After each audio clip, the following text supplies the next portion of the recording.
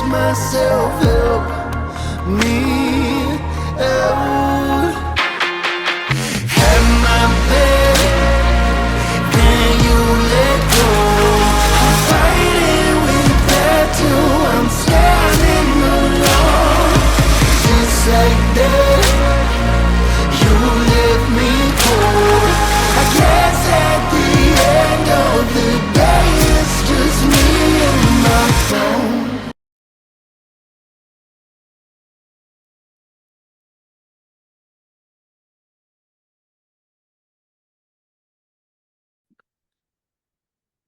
Welcome back to Queen's Mindset. If this is your first time joining us, welcome, welcome, welcome. We are super excited to have you here with us yet again for another episode of Battered Bruised, Not Broken. And tonight, it just keeps getting better because we have a phenomenal woman in the room, and she is going to be sharing her story with us tonight. And I can't wait for you to hear from her. But before we introduce her to you, if you have not done it already, I want you to go right ahead and just hit that subscribe button. Make sure that you're subscribed to this channel so that you can be kept abreast. And of course, invite a friend. So let's head right over. Welcome, Francine. How are you? I'm doing very well. Thank you so much for having me. Awesome. It's such a pleasure to have you with us tonight. So, Francine, I know everyone is wondering what is her story, but before we get to your story, could you tell us a little bit about who you are and what you do? Sure, I would love to. Although I get very, what's the word? A little bit shy talking about myself. I'm more excited to talk about Jesus than I am about myself, because everything about me is a testimony of who God is, really, the grace of God. But I am a wife. I am a mother. I am a daughter of God. I am an entrepreneur. I'm many things. I'm a friend. I'm a cousin. I'm your friend. That's all I can say for now. Thank you. Wow. I like how she just said, I'm a friend, I'm a mother, I'm a wife. So how do you find the time to do all those? Because those are all roles that are all important, and there are roles that are happening every single day. How do you find the time to balance it all? I think I just lean on the grace of God. Mainly when I wake up, I mean, it can get a little bit overwhelming when you think about it.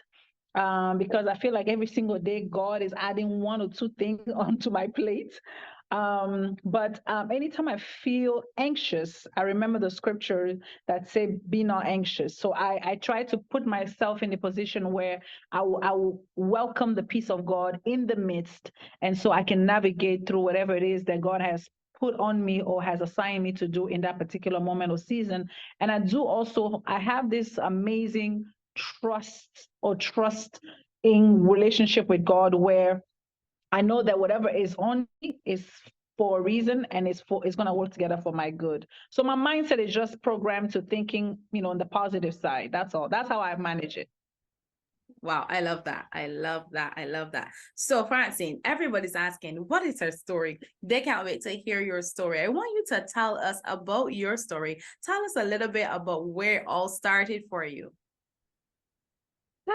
My stories, I have a lot of chapters in my book, a lot of chapters in my book, and my book is still being written by God, of course. But it all started with uh, me falling in love with God at a moment where I didn't think I could. First, I always like to talk about my origin, my essence, my genesis of my journey with God, because that's really what makes up everything about my life. I was at a point where I was seeking the things of the world more than I was seeking God. I had lost my father at a young age, and so my father was very instrumental in my life. I'm a daddy's girl. I'm the only girl of my father, so I was very attached, so attached to him that when he passed, I felt like my identity was buried with him, and I didn't know how to navigate through that season because I needed his guidance, and I felt like he was God on earth for me. And so when that happened, I veered off the wrong path, started following, the wrong crowd. And I always say, I tell people that your environment is super duper important. It's a major factor in your life. It's what's going to decide whether you go up or down. So my environment, it started bit by bit, even though I came from a very grounded background, and a family that loved the Lord. The people that I was hanging out with, the people that I gave my ear to, my friends and everything, the things they were doing kind of led me onto the path of like the straight path, the path that's not pleasing to God. And so I started going there, and I found that there was no peace, and I became kind of suicidal at some point. When I say suicidal, I just felt like there was no purpose to why I was even here. Like, what am I living for if everything I'm trying to do doesn't satisfy me? And that's the wrong way of thinking, because when you put yourself first, you're never going to succeed in anything, right? Because the life has to be bigger than you. That's the only way you can manage life. That's the only way you can enjoy life. That's the only way you can live life, if it's the picture is bigger than you. And so, but because I kept putting me first, so I didn't know that it was God that would show me where I need to go. So I lost myself. And then at the point where I was about to break down, um, God brought me back in a miraculous way through an invite. I was living in America at that time, and I wanted to go back to see my mother and my family. And so my mother was like, "You should come. There's a conference." And I went to the conference, and God arrested me in that conference. Even though I was making fun of the whole service, it was my first time encountering the prophetic, and I was like, "Why are they falling? Why are they talking like this?" You know, I was, that judgmental, or that, that that person that comes into service and judges everything and points at everything. And I didn't know that God was also going to use me in the same manner. God has a sense of humor, y'all. So, nonetheless, I was arrested on that day, and from that day, I gave my life to God. And I told him, I said, you know what? I don't know how to do this thing. I was very open from the beginning, very honest. I surrendered everything, and I said, you know what? I know that my life was the way it was because I don't know how to do life. Like, I admitted my fault, and I said, okay, you have to teach me how to pray, teach me how to read the Bible, teach me how to worship you, teach me everything so that I can please you, so I can follow you the way you want me to follow you. And that was the beginning of my everything. Wow, wow, wow. I think it's just so amazing how, God can just step in and just turn something, and just turn it all the way around. It's like a whole 360, because you shared that, after the loss of your dad and him having to be your everything, you didn't have anyone to lean on. But in that process, you found God. And that is amazing. I hope you ladies are encouraged that no matter where you are, no matter what you're faced with today, that God is still able, he's still capable, and you can lean on his arms and he will pull you through. So now you have been walking through this whole, this change. You said that you did not expect, because I found it fun that you said God has a sense of humor. Here you are thinking, okay, what's this prophetic thing? And no, you didn't understand that that's a part of your calling. So tell us a little bit about how that started for you. I think I started noticing that I'm different from. I used to have a lot of dreams when I was a little girl, and I will remember, like, I would dream, and then I'll forget the dream as I wake up. But after a while, something will happen. I'm like, oh, I think I saw that in my dream or somewhere, but I didn't know what that was, right? So after I gave my life to the Lord for real, with my mind, my body, soul, and spirit, when I asked him to teach me everything, I started having encounters in my bedroom. It started from there, where I started feeling like okay, I'll give a scenario. I'll schedule a time when I'll be like, okay, I'll go and pray, and I'll kneel down. I'll have the Bible open in front of me. And I'm not really reading the scripture per se, but I just want his presence, because I understood that the word of God is him, right?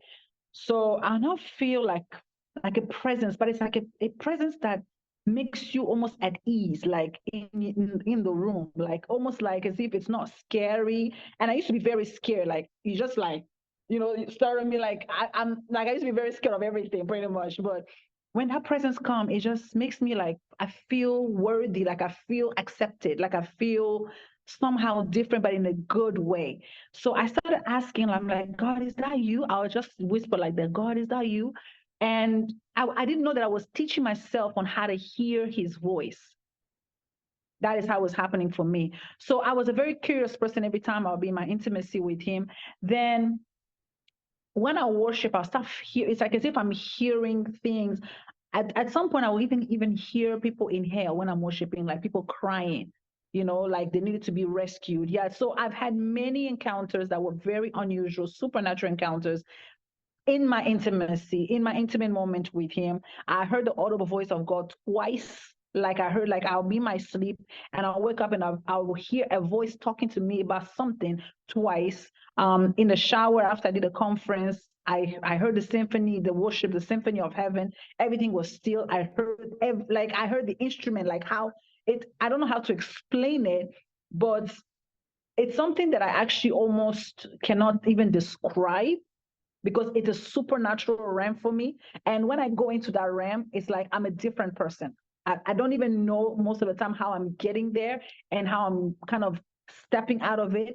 And I think for me, and along the way, I started thinking that I'm weird. Because again, remember, I wasn't trained in it. So these things were happening to me because of my relationship with God. At least that's what I thought. So it started getting more and more, how do you call it? Precise. Everything was like, okay, I'll hear something and I'll tell the person, I feel like I'm hearing this for you, but I'm not sure. That's how it comes. I'm not sure if this is me or God, but please pray about it. So I'll hear like as we're talking like this, and I'll be like, oh, are you going through something? Because I'm hearing like as if like I should pray about this issue or like something like that. But I was always bold enough to at least, voice it out, to let it out. And not being afraid of failing because I don't believe I can fail in God anyways, right? So I think by faith, it was growing and it was growing and I fell in love with it. Why? Because it's an honor and it's a privilege for God to use you in a way that not only brings glory to him, but lifts others. Like it lifts their burdens. It lifts, because every word that he has given me, every feeling that I felt, every prophetic song that I've released has always encouraged someone in one way or another. So it pushes me to grow in that gift. So I started now reading books and pray more about it. And that's how it's evolving and getting, more stronger and stronger. So I don't know if I've answered your question. Yes, it did. That's amazing. It's amazing how the process just began to unfold. And like how you said, based on these things that you were experiencing, but you trusted God enough to say, okay, I'm going to follow you, even though I don't fully understand this as yet, even though I don't know where you're taking me as yet, I'm going to follow you because I know that you are with me. And that's an encouragement for our women who are watching here tonight, the importance of following Jesus, the importance of saying yes, even though you don't have all the answers. Because if he begins to tell us everything, oh my goodness, we will run. Because when we... I think about that too. I think about, especially after going through certain, because I've also gone through a lot with, being, the way I am and having this gift. And I think about that. I say, God, had you told me or had you shown me, the road, I don't think I would have even gone on that path. Like, I don't think I would have trusted. I would have said, thank you. Give me a simple life. I don't want to hear anything. I don't want to see anything. Leave me alone. I'm sure that's it. Yeah. I am sure many women are watching now and they're like, that's it. That's exactly how I feel. Yes, Right. we would have ran. So, okay, you mentioned just now as you were sharing, you said even in your songs, you mentioned earlier you're a singer. So tell us how that started for you. Were you always a singer from young, or was it something that you kind of developed as you grew up? Singing is my passion. Singing is my way of escaping the things of this world. I find comfort in singing. I find um there's just so many things that I can do in singing. I started singing when I was 2 years old. My late aunt had a bar. Apparently, I used to go to her bar, a lounge kind of, and I used to get on top of tables and entertain her guests. That's what my parents told me. So I just love, I think I love bringing people together and entertaining them. So uh, they started, giving into what I was doing and investing in it. Like I realized that maybe at the age of 10 or so, my father already had purchased some microphones for me and instruments for me. And because they invested into that gift, it gave me confidence to follow the pursue the gift. and to grow in it.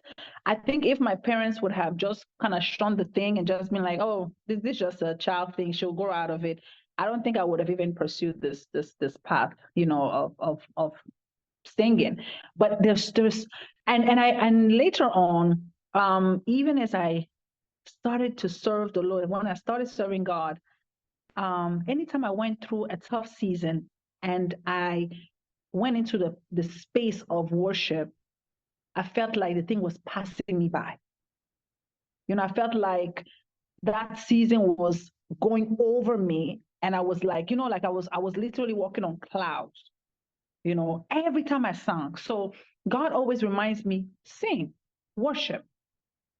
It's not just to bring the presence of God, but it's to also elevate myself from whatever is happening in my life, in the world. Sing, sing, sing. Like that's what we're going to do in heaven. I hope you know this. Like we're going to be worshiping him. So it's a powerful weapon. And I believe every single one of us has the ability to worship, has the ability to sing, but we can also place limits on ourselves. So singing has been something that's been with me from a child, but it has developed along the way. That's amazing. Yeah. That's really amazing. So, okay, so now we know God has called you, you're doing your singing and the songs are helping you. So can you tell us about a time when, you would have been faced with an adversity and you had all you had to lean on at that point was your songs, your singing. Can you tell us about that time? There's been many times. There've been many times. I can maybe mention two on here that I believe will encourage someone. One being when I knew that I was called by God. Um, I was in a church where I loved the church so much, but they started sabotaging my anointing, my gift. And they felt really threatened. I think at least later on, I understood that it was because they were threatened by it. And why they were threatened? Because at some point, because the thing grows on you, it grows with you. So the more I was being used by God, the more God was also manifesting through me. And anytime I'll be ministering in songs, people will be falling out. I will not touch them. I mean, the atmosphere will shift. So a lot of envy and jealousy started, coming my way through the people I was with. And to the point where I'll be singing and they'll be turning off my microphone. They'll be sitting me down for no reason. They'll be throwing shades at me, calling me a diva. Diva is not something that you should be proud of. Once I understood the definition of a diva, I was like, why are you calling me this in the church? So I said, don't call me that, but they'll continue doing that. So some of these things were happening to me, and I told God, I say, I don't know why I'm being attacked by simply doing something that, number one, I love, number two, that is giving hope to so many people and it's uplifting them. So what do I do? And I kept hearing a voice, just sing to me, make me your audience. Make me your focus, make me your everything, and I will make everything work out for you.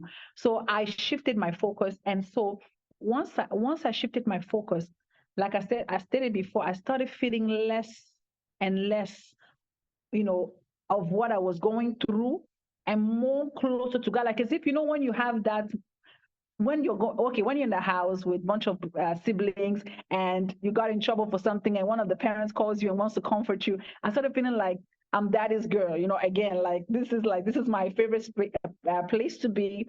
They can talk about me, they can do whatever, but I'm where I need to be right now. So singing gave me that opening, that oneness, that closeness with God, where I felt really like jealous of my relationship with him, where like I feel like I was untouchable almost. That's one. And so I was able to navigate from hating the people, or at least let me not use the word hate. Hate is too strong. Despising what they were doing to me, because I was resentful at some point because I didn't understand them. I'm like, I'm serving God. I'm not even asking you to give me anything. Like, this is just me giving my gift to you. And you're making me feel like as if I shouldn't be here. So your flesh will talk back to you and say, you're not welcome here. You're not supposed to be here. So, but by singing to God, shifting my focus made me not despise them, made me not hate them, made me see them as though, okay, they don't understand what's happening to me and they don't need to understand it. All I need to do is to focus on where I'm going with God, and I'll be all right. That's one. Two is when I was in a bad relationship before I got married. I thought the relationship was headed toward marriage, and I was deceived by the person I was with. Super duper deceived. I can't even put into words. Where I mean, for after we parted ways, I was very sick physically. You could, I mean, if I'll send you some pictures. Right before I got married, you cannot recognize. If you see the picture, I'll send it to you. If you see me now, you would be like, no. And this happened, just a few years ago. So you will look at me and be like, something is going on with you that's very wrong. And so I went back into worshiping God. And I was like, you know what, God, I'm sorry for focusing on this relationship. I'm giving this relationship my focus, my attention, my time, and it's not serving me well. How do I get back in line with you? I started singing again. As I was worshiping him, I'm not worshiping him because I want to be famous. Honestly, I couldn't care less. But I care more if God is pleased with what I'm singing, the way I'm singing, and if it's going to make an impact in someone's life eventually. That's what I care about the most. And trust me, as I shifted my focus, my husband came. I gave God a date. I said, God, I want to be engaged by my birthday. I got engaged by my birthday, on my birthday, rather. Yes. And then I got married like a few months after that. So God is powerful. He's awesome. Wow, that's amazing. That's amazing. The shift took place and then you were able to be elevated. That's just super amazing. And you know what I took away from your story there when you shared is that sometimes when we are going through adversities, when we are feeling like we're being oppressed, like we're being pushed down, like we can't seem to, to get up or out of this thing because you were experiencing this thing. This is your gift. This is something you love to do, you enjoy doing, you find comfort in it because you're serving your God. And yet still you're feeling as though you're being punished for a gift that you never give yourself. But in the midst of that, you were being prepared for your next level. And what I learned from that is that many times when we're going under, we got to ask ourselves, is this to sharpen me? To prepare me for what's to come? Or, you need to know where you are, because then you can change your position and you begin to worship. You begin to express that gladness because you see that God is moving with you and he's just pulling you out, pulling you further, pulling you higher. So let's talk about your husband. So now after this, you've been able to, you've been elevated, God pulls you, set you apart, and you told God what you wanted. You made your declaration, and here comes your husband. Tell us how you guys met and how everything started to unfold for you. Okay, well, that's one of my favorite things to discuss. I love him dearly, but I just wanted to add to what you were saying. We those who are fortunate to understand what worship is, you understand that you are the enemy, the Satan's number one enemy, because that was his office. That was where God put him. And so when you have dedicated yourself to worshiping God, you have not become a target to him. So later on, I understood why those things were happening to me, is because I am in that space. I'm in that office. The prophecies, that the everything, it's an added thing, because worship is our main assignment. We were created for worship. So it's from that place where you get the inspiration to preach, the inspiration to prophesy, your faith arises, all these things happen. So once you understand that, you're good to go. Okay. So to jump onto my journey, or my, meeting my husband, was a funny one. I actually met him in a hair salon. My husband came to see the owner of the place, and the owner of the place is my friend here in Nigeria. And on that day, I was really annoyed. I was trying to learn how to do makeup. I used to really be bad at doing makeup. Oh my God, if you see the way I do makeup before, you will be like, girls, makeup is not your thing. Okay, just leave it, leave it, leave it. So my friend, every time I go to her shop, she'll be like, you need to learn how to do your eyebrows. You need to know how, everything. Because, you have a cute face, but you don't know how to put it together. I'm like, wow, you're so mean. So, so as I was learning these things, on that particular day, I had my wig taken off. I was just very casual. And I don't know, my mood was just not that exciting that day. He walks in with his friends. My friend calls me to come and say hello. I'm come there to say hello. And the attitude came out of me like as if, what am I saying hello for? Like, do I need to know these people? So I left them, went back to what I was doing, learning how to do makeup. He goes with his friends. And then I was like, okay. I told my friend, I'm like, okay, I think I'm done. I'm gonna go back. I'm gonna leave. And she was like, no, no, no, no.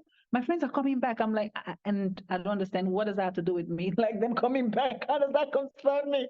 She's like, no, no, no, but I really want you to meet this person. I'm like, so she now used, because I'm, because of my profession, being a minister and coaching and everything. She's like, this person is going through a lot. Maybe you could help in some way. I was like, so I was like, okay, I'm gonna give you 10 minutes. If they're back in 10 minutes, I'll talk to the person. If not, I'm going.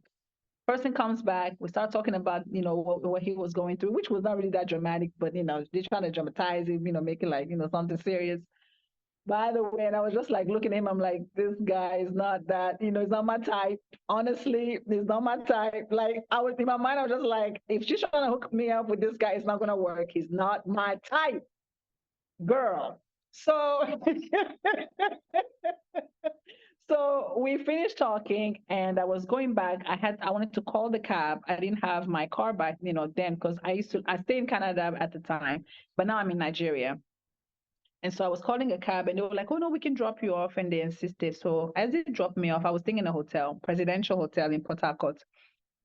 From that day, we hung out with everyone till the day he proposed. Every single day. I went to his village few days after we met. Then I had to tell him my story, my past. I said, this is what I went through. I'm not looking to play around. I'm not looking for games. Meanwhile, I'm talking to him not because I want to be with him, because remember in my mind, I'm thinking you're not my type. I'm just letting him know that don't spend time with me. If you have any plans, I'm a married type of woman. Like I don't do this like let's explore. I'm not exploring. There needs to be a ring on this finger. You understand? You understand, right? So I'm just telling him, and I think in my natural mind, I was thinking I'm gonna probably chase this guy away because I'm being so upfront, bold, and like so confident within myself, so secure within myself, letting him know that if you just like I'm gone, like I'm not gonna put up with anything. And I'm like, my spirit's telling me, like, why are you being so harsh with this person? Like, do you know this person before? So as I'm telling him all these things, not having any expectation, the guy was like, oh, that's pretty cool. Okay, that's good. Well, you know what you want then. Next thing I know, my birthday was coming about 2 weeks after he proposed on my birthday. Yes. So I said yes out of shock, actually. I can't hear you, my love. You said yes out of shock. Wow. Yes. Wow. Because I told God I want to be engaged by my birthday. And this guy, I met him 2 weeks after he proposed to me on my birthday. I don't understand, like, what is happening to Yeah. Wow. So since then, we've been together. We are best friends. I mean, it hasn't always been easy because after we decided to, to go on and be married, so many trials came. Like it came like at once. Everything, brah. Even my past, my ex that was, hurt me so much, tried to attack us at some point. Wow. Yeah, so it was really challenging, but we worked through it and we are happily married. Amen. And he's my partner in ministry. He's my everything. Wow. Oh wow. Isn't that perfect? Look at He's God. my boss. Look at God. Look at God. You said you guys were only talking for like what, 2 weeks? Was it like 2 weeks? Or yeah, wow. So that means he knew what he wanted. And he didn't have time to play. He knew what he wanted, yes. But I'll tell you another thing. Another funny thing is 2 days prior to meeting me, he told God he didn't want to deal with any woman on earth again. Wow. Mm-hmm. Wow. Wow. He told God that he was done. I think it was because of what he had gone through before. He said he's done. He's done with women. That's his testimony everywhere. 2 days after he meets me, and we are inseparables. We're just like best friends. So did he ever say what changed his mind when he met you? Like what made him change his mind?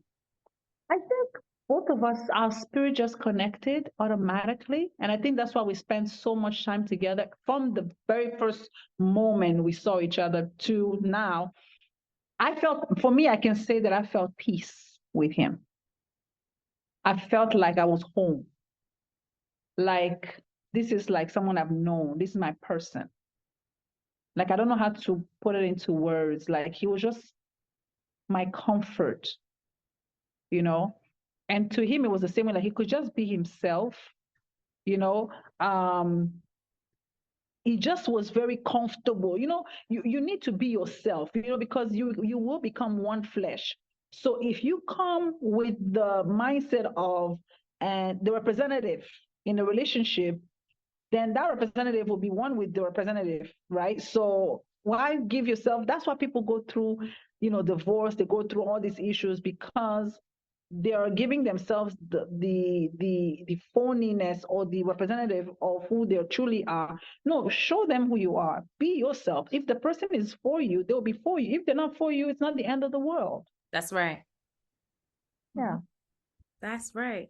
Wow, that's amazing. So now you guys got married, you know, and in this process when you guys met and everything, because 2 weeks is a short time. So how did your family react to this? Because I can only think, I mean, for you and him, you guys already know it's good, it's everything, you know, because you're happy, you found the one. But your family who was looking on, I'm sure they're asking questions like, who is this guy? Where did he come from? What is this? How did that work with your family and friends? My family was they were shocked. They just looked at me like, is this a faith thing again? Because you know you're a faith woman. You're just a faith. I believe God, I believe God. Or is this for real? Or do we have to give you time to process this thing and you're gonna come back and tell us that, oh my God, I was just in my feelings? I mean, I heard it all, right? I heard it all, but nonetheless, they were very they still trusted the fact that I had gone through a lot in life and that I kind of knew or understood what I needed in that moment. And that if this person was going to be that, you know, safe haven for me or that peace for me or that home for me, they were going to ride with me on that. They were going to go along with the whole thing. I'm so tremendously, you know, grateful to them. Um, it's like I said, but his family loved me from the beginning.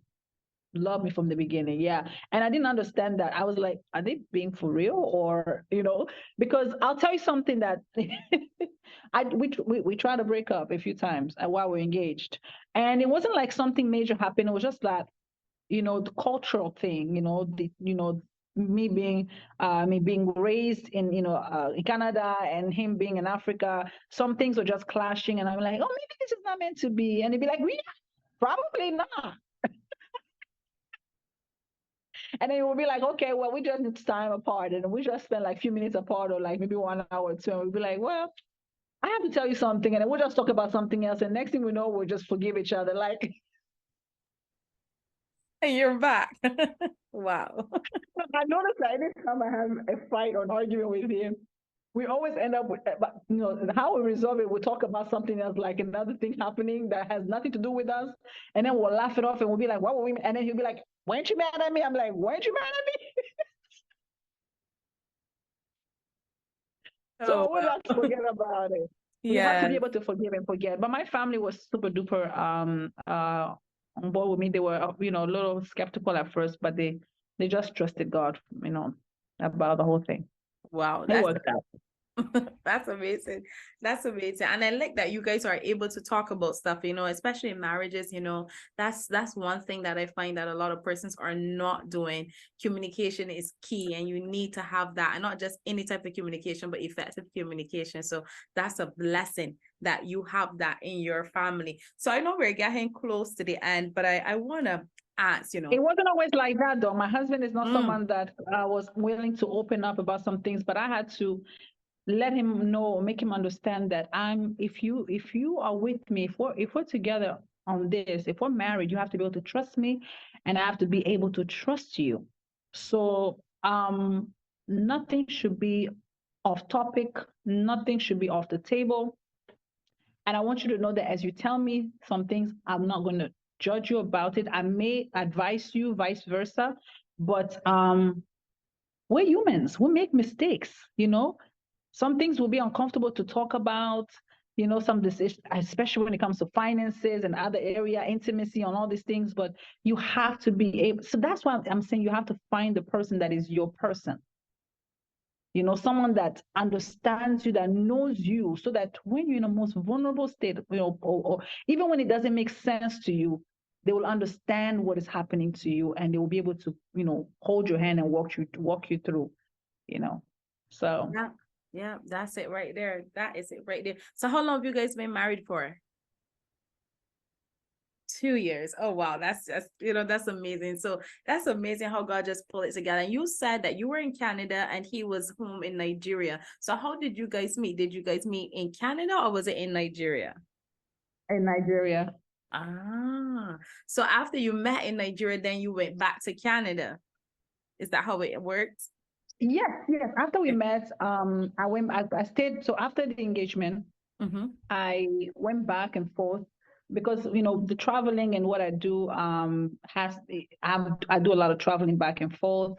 So yeah, I went back to prepare for the wedding and then came back to Nigeria. But I made a decision after we got married to stay in Nigeria for a while because I wasn't going to make room for anything to happen. You know, the enemy, especially when you are still um, grooming something or you know, nurturing something that is still small or fragile, he knows how to come in and destroy that thing. You know, at an early stage.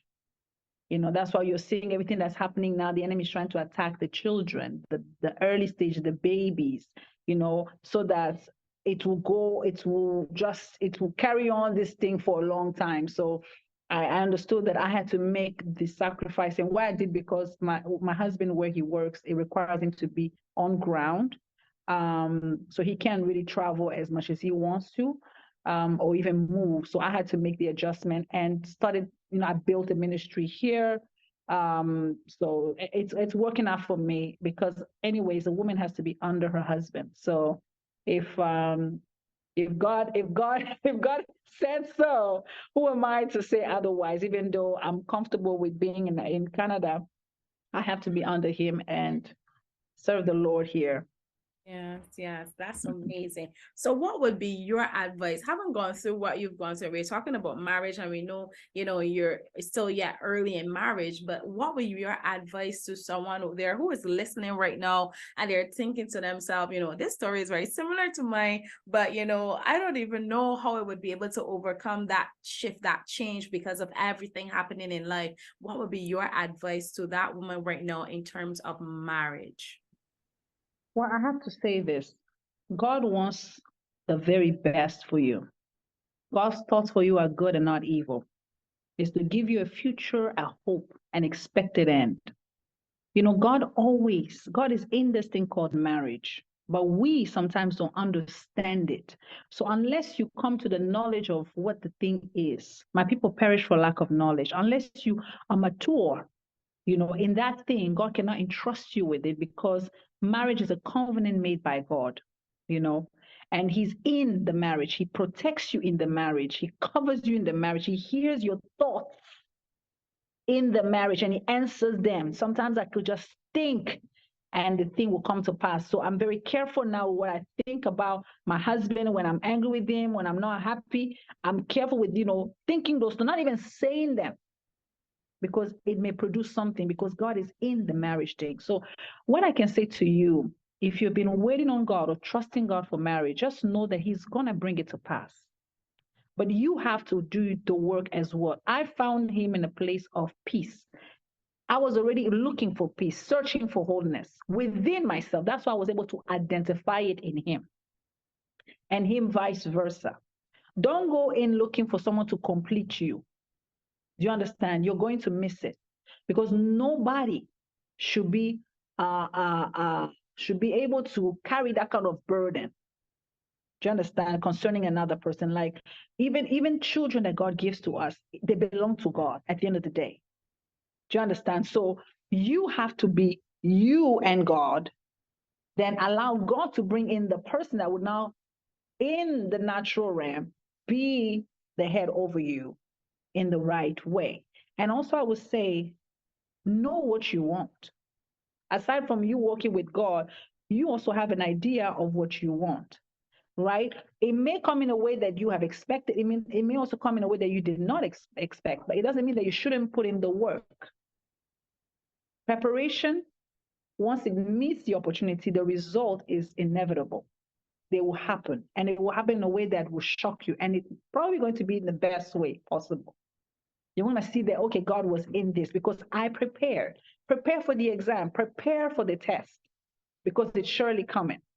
Okay. So don't say that, I've been praying, nothing is happening. Okay. So are you praying based on your feelings or emotion? Or are you praying based on what God is going to do for you? Ask him questions. That's part of preparation. God, what kind of men are you bringing my way? Is it the kind of men that will require me to cook?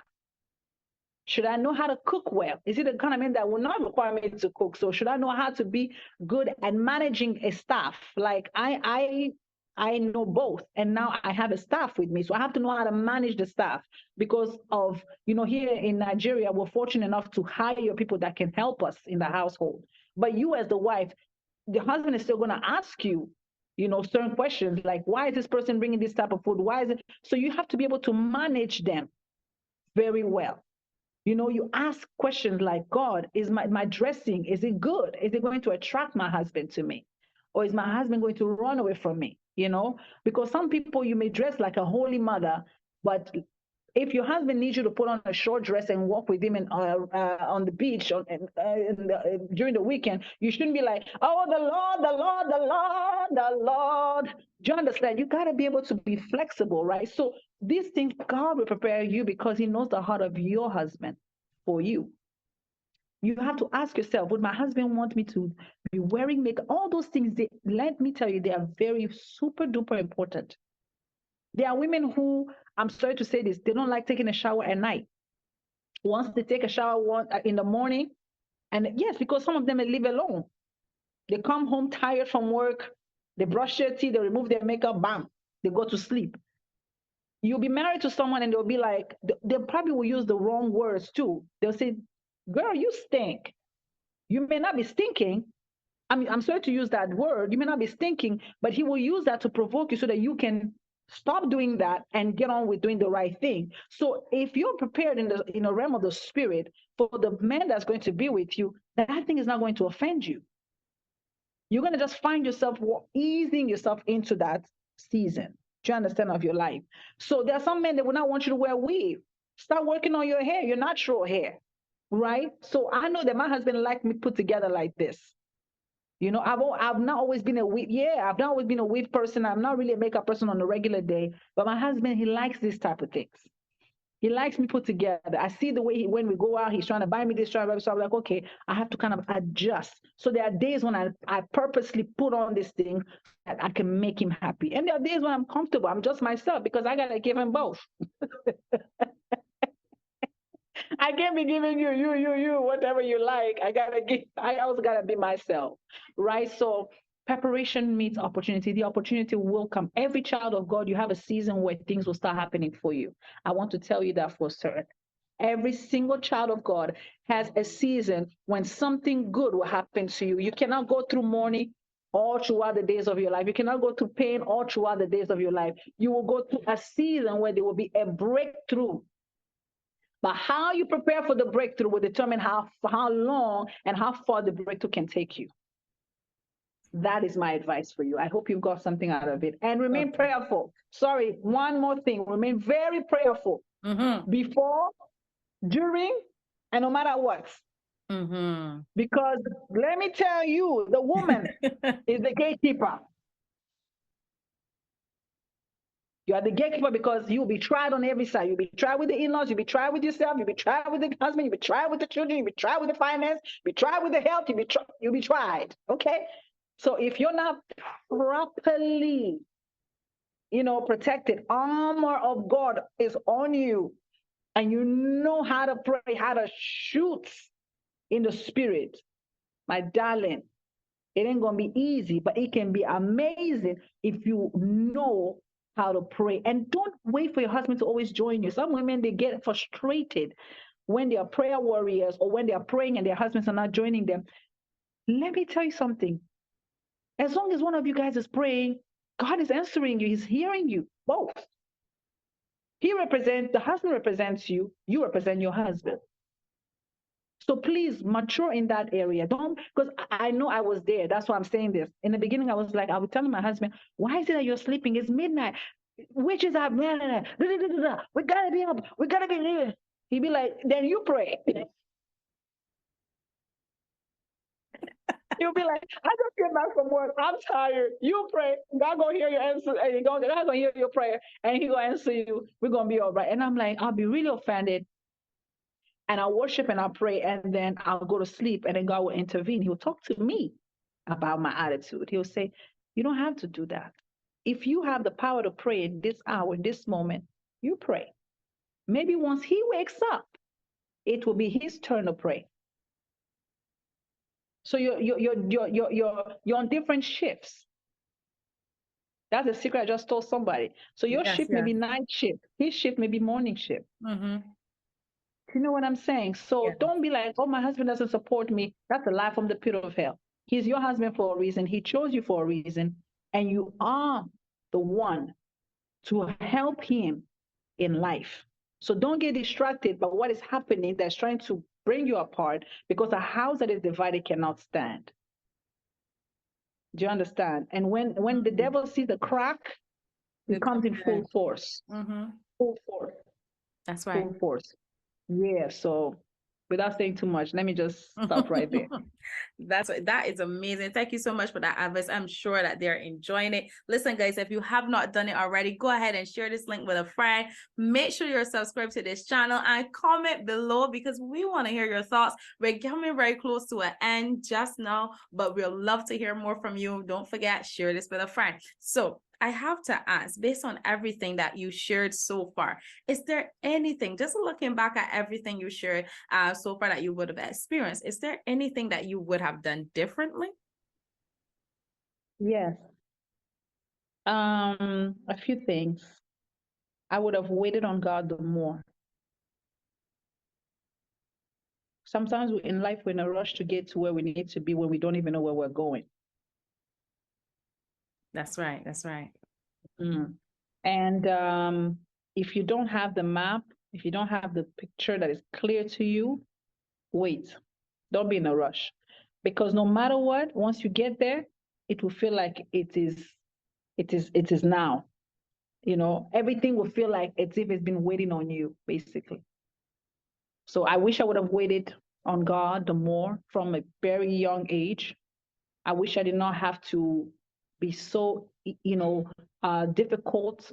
I used to wear this victim mentality on me so much. Now I hate anything that looks or sounds like a victim thing. You're not a victim, you're a victor. When things will happen, I'll feel like, oh my God, why is it happening to me? Oh my God, I must be the worst person. Oh my God, life is ending. Why? Who said so? Who am I answering to? Who am I in agreement with? So I wish I would have waited on God. I wish while I was waiting on God, I would have tried to understand God more and then obey Him even the more. Because it would have saved me years of hardship, years of tears, years of being misunderstood and feeling like I'm not worthy. And I'm happy now, and I feel like I just started my journey of happiness with God. But I could have started way earlier. And now it feels like as if God is almost telling me, like, you didn't have to go through all of that, but okay, you did. It brought you to this place, but I've always been here waiting on you. And my plan for you is to prosper you. It's not to make you miserable. I paid the price for you on that cross. I paid the price for you on Calvary, knowing that you were going to go through everything. So if you can be still and know that I'm God, If we, the people of God, can be still and know that He's God, and not worry, not complain, not murmur, not say that enough is enough, let me go ahead and help myself. You can't help yourself even if you wanted to. You can only do it if God gives you the power to. Anything God puts His hand on prospers, goes That's well. right. That's it.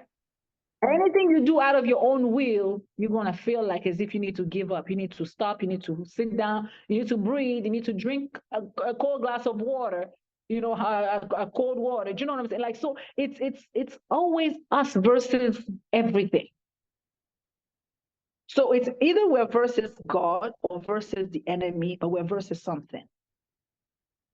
So why not just understand that you can just synchronize with Him, come into agreement with Him, wait on Him, ask Him to guide you. So now one of my favorite scripture is trust in the Lord with all your heart, lean not to your own understanding.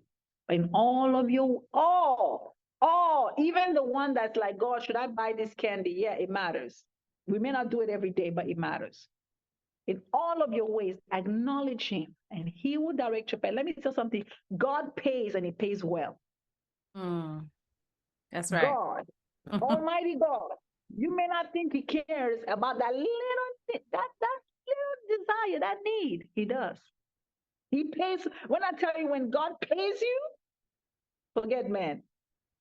Forget man. You'll be smiling. And when God pays, it's lasting. It's something that it's something that you can pass it down, and it means something. Yes, yes, yes. Well said. Awesome, awesome, awesome. Listen, we are definitely enjoying it here. I know you guys are too as well. Before we go, I want you to tell us, where can they find you? There must be someone here who is watching right now. They're like, oh my goodness, I want to find out more about her music. I want to know where I can follow her on social media to see what's up next for her. So tell us where we can find you. Let us know what you have coming up so we can be a part of it as well. Thank you so much for this privilege. You can find me on all my social media platforms at Francine Abigael. So that's spelled FRANCINE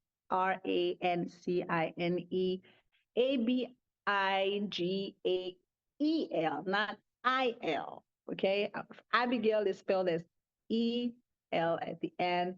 I've just released some songs. I'm releasing some music videos on my birthday on Monday, August 21st. And you're just going to be seeing a whole lot of me, working for God and being an amazing entrepreneur. I also have an online store, Kovo.shop, so COOVOO.shop. You can shop on there. I want to make it look good. Feed your spirit and feed your flesh. But other than that, I'm just everywhere, wherever God wants me to be. I'm doing ministry. I'm traveling. I'm doing crusades. We've done some healing crusades in the past. We're going to get back onto those type of things, where we're going to just move in that realm of healing, and just speaking the word of God in the atmosphere and seeing what God can do with that. But I'm just excited. I'm just available for God. So just go on my social media and follow me, Francine Abigail, and you'll see what I'm doing, and support that. God bless you. Awesome, awesome, awesome. And tell us about your ministry, because we might have some Nigerians who are watching right now and they're like, oh, I want to go visit. So tell us what's the name of your ministry and where they can find it. Yes, the name of my ministry is Nimana International. Nimana is spelled as NHIMANA. Nimana International. Nimana means God. So in my language, Nimana International, and I'm based in Port Harcourt, Rivers State, in Nigeria. And so we're meeting at Le Méridien Ogei Place Hotel once a month for now, for worship services and teachings. But we're going to a different location very soon. So of course, once again, on my social media, you'll be up to date with everything that we're doing. God bless. Awesome. So Francine, thank you so much. It was indeed a pleasure having you here tonight to share with us. I am sure that they have learned so much from your story here tonight. I told you guys it was going to be powerful because it just keeps getting better, right? All the time. So you can look out for us for our next episode as we're coming up. Don't miss it. Make sure that you have liked this video. Make sure you are commenting below. And of course, make sure that you have subscribed so that you can be kept abreast. So we're going to see you on our next episode as we continue our journey on Battered Bruised, Not Broken. And we'll see you very soon. Goodbye. Thank you. Bye.